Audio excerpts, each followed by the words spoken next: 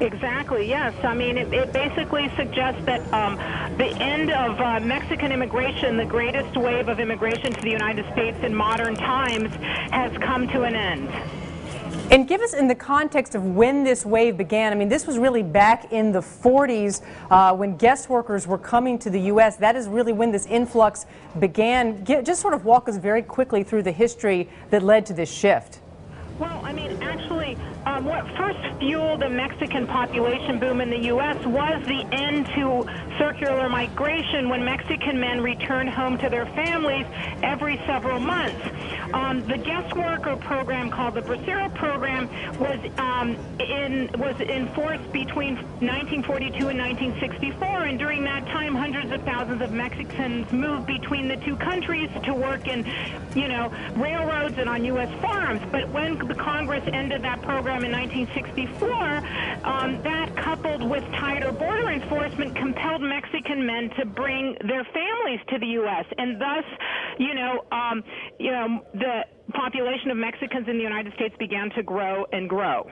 And now, Miriam, walk us through some of the forces now that have sort of zeroed out and led to this net migration, migration stat. What is happening in Mexico in terms of, are there more jobs? Why are people returning back there more than they have in the past? Right. Well, there are two things that are happening. People are returning in larger numbers than they did in the past, but they're also not as incentivized to come to the United States in the first place. One important factor is that Mexican families have fewer mouths to feed as the birth rate has declined to near replacement level, or about 2.1 there.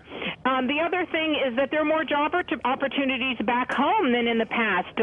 So, if people can get work at home and avoid having to cross the treacherous border between Mexico and the U.S. and face all the dangers that could entail, they will just stay put. And what about the price in terms of illegal immigration? What about the price of smuggling? I think it's charged by some people called coyotes. Is that correct? Exactly. Coyotes are the human smugglers who are hired to guide folks, namely through the desert, to sneak into the United States. The price has gone up to several $1,000s as a result of the increased border enforcement by the United States government. Has led to that as well. And right. Miriam, help us put this in the context of the Supreme Court will begin this week hearing on this Arizona immigration law, this very tough and controversial law in Arizona.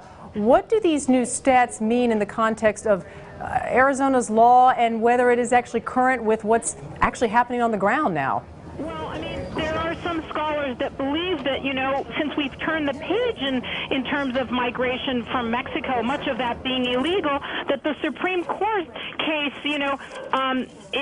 is kind of ironical, as are a spate of laws being passed by states in the United States concerning, illegal immigration and measures to try to stop it or curb it. I mean, we've had a break in Mexican migration to the United States, and, the Supreme Court is reviewing the most controversial anti-illegal immigration law in the country, Arizona's, which was designed to drive these people away. Well, there are fewer coming, and some demographers suggest that we could have a labor shortage in the future.